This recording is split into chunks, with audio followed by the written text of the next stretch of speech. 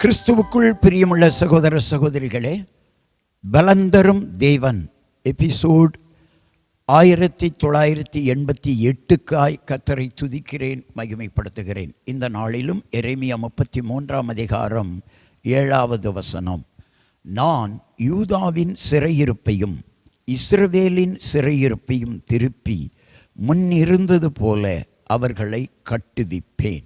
கட்டுவித்து என்று சொன்னால் கட்டுவிப்பேன், முன்னிருந்தது போல கட்டுவிப்பேன்.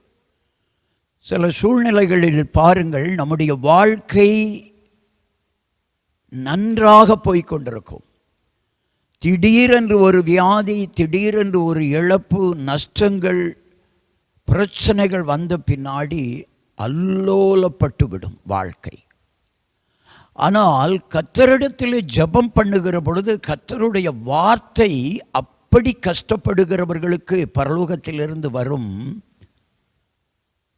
முன்போல வாழ்க்கை அமையும், முன்னிருந்தது போல உன் வாழ்க்கையை அமைத்து கொடுப்பேன்.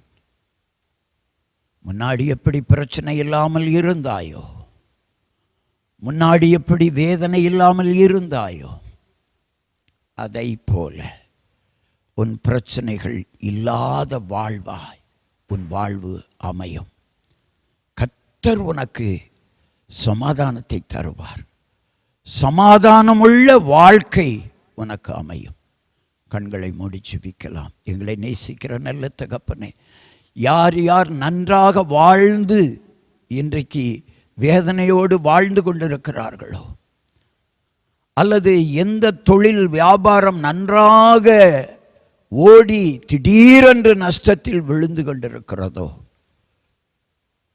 நஷ்டத்தில் விழுந்து விட்டதோ, இன்றைக்கு அவர்கள் எல்லாருக்கும் ஒரு ஆறுதலான வார்த்தை, முன்னிருந்தது போல நான் உங்களை நடத்துவேன், முன்னிருந்ததை போல நான் பாதுகாப்பேன், முன்னிருந்ததை போல உங்களுக்கு செழிப்பு உண்டாகும்.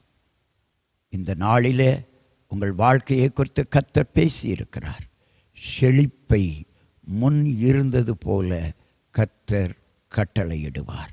இயேசுவின் நாமத்தில் ஜெபிக்கிறேன் பிதாவே, ஆமென்.